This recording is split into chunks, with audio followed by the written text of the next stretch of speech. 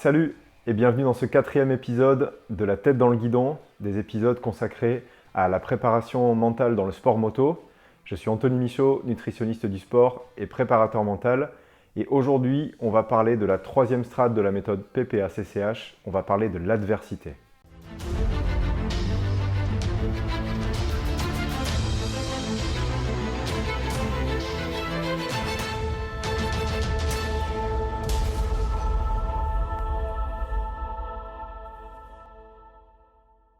L'adversité, avec les pilotes avec lesquels je travaille, c'est vraiment un des piliers de ma manière d'exercer la préparation mentale. J'adore le travail sur l'adversité parce que c'est quelque chose qui est vraiment contre nature. Et plus on le travaille et plus on se rend compte que c'est vraiment une des strates de cette méthode de préparation mentale où on a le plus de résultats.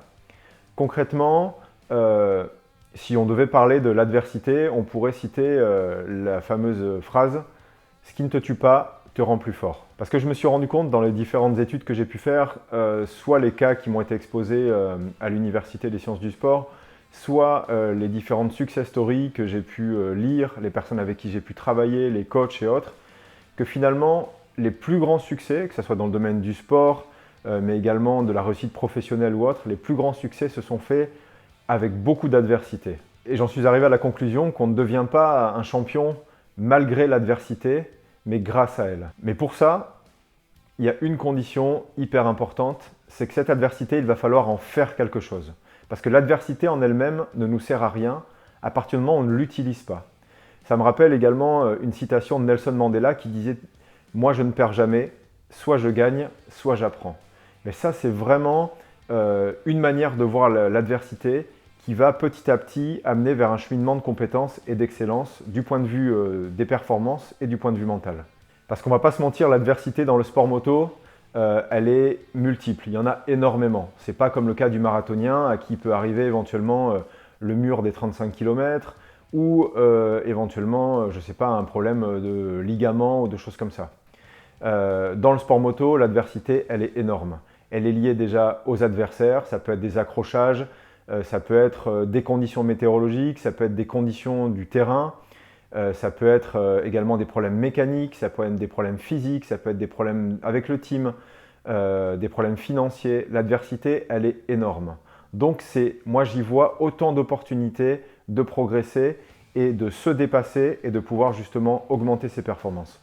Et pour ça, je pourrais donner plein d'exemples, mais il y en a un qui me parle beaucoup mieux que les autres. Si je devais vraiment vous illustrer la vision de l'adversité et la manière dont je la travaille avec les pilotes dont je m'occupe, c'est l'exemple de Michael Phelps, le nageur, qui, je crois que c'était au JO de Pékin, arrive sur le 200 mètres en finale, 200 mètres papillon, et donc il est bien sûr favori. Et en fait, il se lance dans l'eau et à ce moment-là, ses lunettes se retournent et se remplissent d'eau.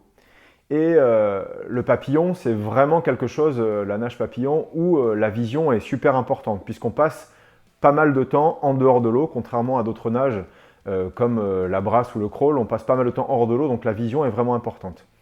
Et là, à ce moment-là, on voit les commentateurs qui disent bon, ben, c'est foutu. En fait, à ce moment-là où ses lunettes il plonge et ses lunettes se retournent, il perd la course. Et non seulement il ne va pas perdre cette course-là, mais il va la remporter, il va gagner la médaille d'or et il va même battre son record personnel. He's going to stand alone in Olympic history. Is it going to be a world record? Yes!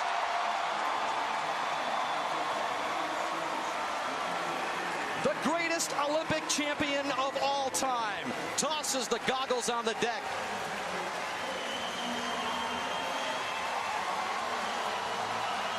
Et quand les personnes qui ne connaissent pas forcément la gestion de l'adversité et ce travail mental qui est fait en amont vont l'interroger en disant « C'est incroyable que vous ayez gagné cette course, vous aviez tout contre vous et vous avez réussi à vous transcender pour gagner cette course. » Michael Phelps, il dit « En fait, non.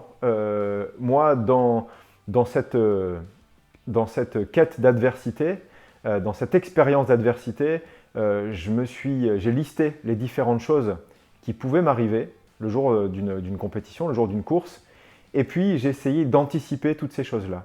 Donc qu'est-ce qu'il a fait Michael Phelps? Il savait que potentiellement c'était un des risques, ses lunettes pouvaient se retourner, se remplir d'eau, Et bien à l'entraînement, il a plongé, il a retourné ses lunettes, et il a nagé, et il a nagé, et il a nagé avec les lunettes pleines de flotte. Ce qui fait que le jour où ça lui arrivait en compétition, il n'était pas surpris et il était à la maison.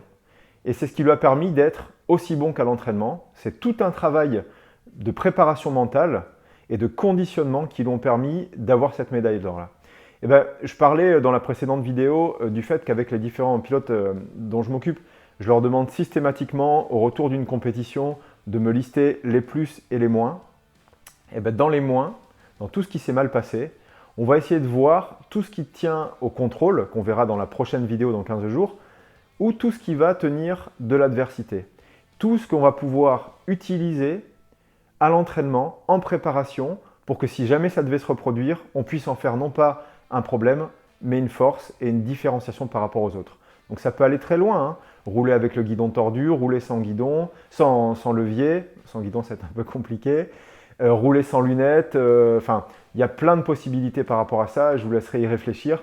Mais en tout cas, croyez-moi, quand je vois les débriefs d'après-course que j'ai, les possibilités que ça se passe mal le jour d'une course, elles sont énormes, surtout dans le sport moto. Moi, le froid, c'est vraiment un truc auquel j'ai mis en place vraiment souvent dans ma routine parce que j'ai trouvé que du positif, même si c'est dur au début parce que c'est un long travail à faire et ça reste dur. C'est ça qui est compliqué avec le froid, c'est que ça reste dur même si tu l'évolues, mais tu apprends à y résister, à créer une résistance à ça et tu n'as que du plus, que à y gagner. C'est un travail d'optimisation même dans un peu tout. Même par exemple dans les courses que je fais, les courses de sable qui peuvent être sous la pluie, dans n'importe quelles conditions. On a déjà vu un Touquet sous la neige qui nous dit qu'on ne va pas être sous 0 degré. Donc on essaye de tout optimiser pour se préparer à chaque situation et à y être prêt et à y résister. Et tout le monde n'a pas la volonté aussi de faire tout ça et de se donner le mal de tout optimiser et d'aller chercher que ce soit dans le sport, dans la douleur, dans la résistance dans le froid, etc. Donc c'est toujours un avantage et que du plus à aller chercher. Donc on ne crache pas sur le plus. Entraînement difficile, course facile. Voilà, c'est ça le proverbe. Et donc on pourrait résumer tout ce travail sur l'adversité, cette strate de la méthode PPA-CCH, par un adage qui serait « espérer le meilleur, se préparer au pire ». Voilà, c'est tout pour moi cette semaine sur cet éclairage. Je vous retrouve dans 15 jours sur le Big. En attendant, je vous retrouve sur l'Instagram Micronutrisport. Bonne semaine.